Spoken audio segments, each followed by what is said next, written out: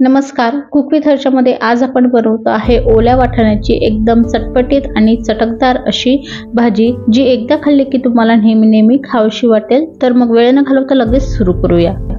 तर ही भाजी बनवण्यासाठी एक वाटण तयार करणार आहोत छोटंसं। त्यासाठी मिक्सरच्या भांड्यामध्ये 5 ते 6 हिरव्या मिरच्या घेतल्या आहेत, तिखटवाल्या आहे आणि ही भाजी मस्त झणझणीत छान लागते। सोबतच 7 ते 8 लसणाच्या कळ्या आणि 1 मुठीभर एवढा कोथिंबीर घेतलेला आहे। गावरान कोथिंबीर आहे, खूप छान चव येते। कोथिंबीर जरा जास्तच घ्यायचा। 1 चम्मच जिरं घालायचं आणि याचं एक वाटण तयार करून घ्यायचंय। बघा अशा प्रकारे वाटण तयार करायचंय, पण मी यामध्ये कढीपत्ता टाकायचं विसरली होती, तर 4 ते 5 कढीपत्त्याची पाने टाकून परत एकदा ग्राइंड करून घेतलाय।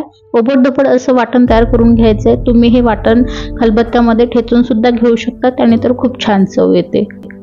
आणि आता त्याच मिक्सरच्या भांड्यामध्ये 1 वाटी एवढे ताजेवाले वाटाणे घेतलेले आहेत। ते वाटाणे सुद्धा आपल्याला ग्राइंड करून घ्यायचे ओबडधोबडच, आणि तेही पल्स मोडवर, म्हणजे थांबत ग्राइंड करायचे, म्हणजे ओबडधोबड ते बरोबर ग्राइंड होतील। अशा प्रकारे हेही तुम्ही खलबत्त्यामध्ये ठेचून घेऊ शकता, त्याने खूप छान चव येते।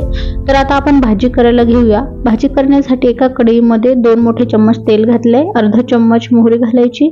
मोहरी छान तडतडली की त्यामध्ये आपण जे वाटण तयार करून ठेवलं होतं, मिरचीचं, लसणाचं, कोथिंबीरचं, ते घालून घ्यायचं।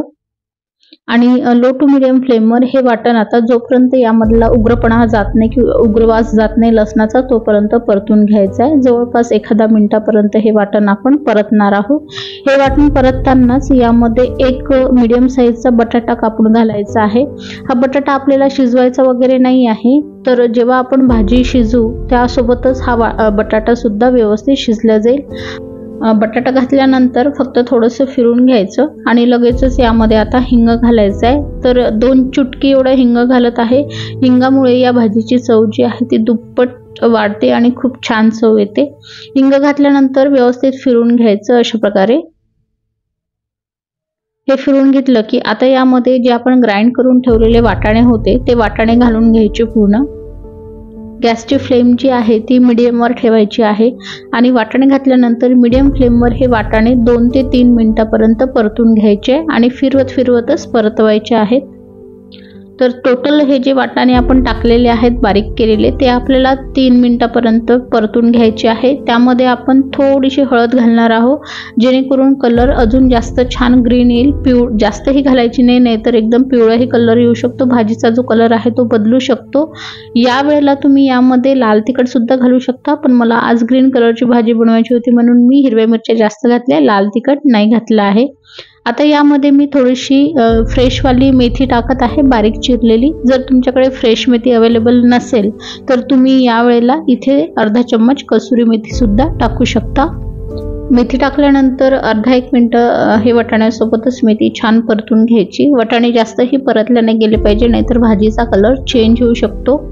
त्यामुळे थोडंच परतायचं आहे, साधारणतः 1 मिनिटापर्यंत। त्यापेक्षा कमी परतलं तरीही चालेल। आणि आता यामध्ये पाणी घालायचं आहे। तर ज्या मिक्सरच्या भांड्यामध्ये मी वाटण वगैरे करून घेतलं होतं, तेच भांडं धुवून 1 ग्लास एवढा मी इथे पाणी घातलेलं आहे। पाणी तुम्ही आपल्या चॉईसनुसार टाकू शकता। जर तुम्हाला भाजीची जी कन्सिस्टन्सी आहे ती घट्ट हवी असेल तर पाणी थोडं टाकायचं, आणि थोडी पातळ हवी असेल तर जास्त टाकायचं। आज मी 2 ग्लास इथे पाणी टाकलेलं आहे, कारण यासोबत मी मस्त गरमागरम भाकर सुद्धा बनवणार आहे आणि ही भाजी भाकरीसोबत चुरून खायला खूप मस्त लागते, म्हणून मी थोडी जास्त पातळ बनवली आहे। तर चवीनुसार मीठ घालायचं आणि फक्त अर्धा टोमॅटो वरून बारीक चिरलेलं घालायचं आहे। फोडणीमध्ये नाही टाकायचं, नाहीतर टोमॅटोचा कलर बदलतो आणि भाजीची चव सुद्धा बिघडते। तर आता टोमॅटो टाकल्यानंतर मीडियम फ्लेमवर या भाजीला छान उकळी काढून घ्यायची आहे। अशा प्रकारे बघा, उकळी आली की यावर असा थोडा फेस सुद्धा येतो। आणि आता हे जी भाजी आहे ती व्यवस्थित फिरून घ्यायची, म्हणजे फिरवल्यामुळे याच्यावरचा जो फेस आहे तो कमी होईल आणि भाजीची कन्सिस्टन्सी तुम्ही आता बघू शकता छान घट्ट होत आहे। नंतर आता गॅसचा पॉवर एकदम लो करायचा, असं झाकण ठेवायचं अर्ध उकळत आणि परत 5 ते 6 मिनिटापर्यंत शिजून घ्यायची। 5 ते 6 मिनिटं झाकण ठेवून शिजवल्यानंतर आता इथे तुम्ही भाजीची कन्सिस्टन्सी बघू शकता, घट्ट झालेली आहे, जशी हवी आहे तशीच झालेली आहे आणि भाजीचा कलर सुद्धा खूप मस्त आलेला आहे, बघू शकता तुम्ही व्हिडिओमध्ये। आता बटाटा आपण चेक करून बघूया शिजला की नाही। बटाटा जर शिजला असेल तर भाजी सुद्धा आपली शिजलेली आहे। तर ताज्या हिरव्या वाटाण्याची ही चटकदार आणि एकदम चमचमीत अशी रस्सा भाजी बनवून तयार आहे। मस्त गरमागरम ज्वारीची भाकरी किंवा बाजरीच्या भाकरी बरोबर एकदम अप्रतिम लागते ही भाजी। पण मला पर्सनली ही भाजी जी आहे ती एकदम गरमागरम वाफाळता भात आणि त्यावर भाजी खायला खूप मज्जा येते। तर तुम्ही सुद्धा ही भाजी एकदा तरी बनवून भाताबरोबर किंवा भाकरी बरोबर टेस्ट करून बघा, तुम्हाला सुद्धा खूप आवडेल। एकदा बनवली की नेहमी खावीशीच वाटेल अशी ही भाजी आहे। तर नक्की बनवा आणि व्हिडिओ आवडला असेल तर लाईक आणि शेअर करा। परत भेटूया अशाच एका रेसिपी सोबत। धन्यवाद।